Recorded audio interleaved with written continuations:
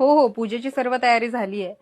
हा, इथेच आमच्या जवळच आहे वडाचं झाड. मग आता ह्यांचा डबा देऊन झाला ना की मग लवकर येईन पूजा करून. अगं हाच नवरा का पाहिजे 7 जन्मी? तुझ्या नवऱ्याला बोलायची शिस्त तरी आहे का? असं काय बोलतेस अगं? त्यांना सध्या खूप वर्कलोड आहे. घरचं टेन्शन, ऑफिसचं टेन्शन, त्यात ते ऑफिसचं पॉलिटिक्स. थोडेसे चिडतात, रागवतात, पण त्याच्या मनात काही नसतं अगं.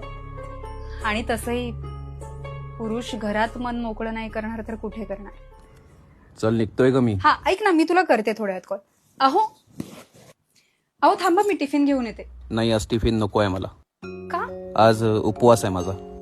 अहो पण उमा, बाहेरच्या जगात आम्हा पुरुषांना खूप टेन्शन असतं, फ्रस्ट्रेशन असतं आणि ते नकळत आपल्या बायकोवर निघतं. आजवर खूप सहन केलंयस तू मला, पण यापुढे नाही. यापुढे मी घरी येताना माझं सगळं टेन्शन घराबाहेर ठेवून येईन.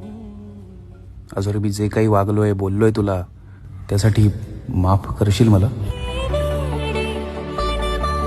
मी पण काही इथे बोलत बसलोय, तुला पूजेला लेट होतोय ना? चल मी गाडी काढतोय, मी पण तुझ्या सोबत येतो. वाट बघतोय, ये खाली लवकर.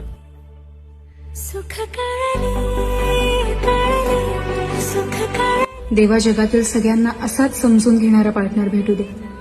थँक्यू. उमा, आले आले.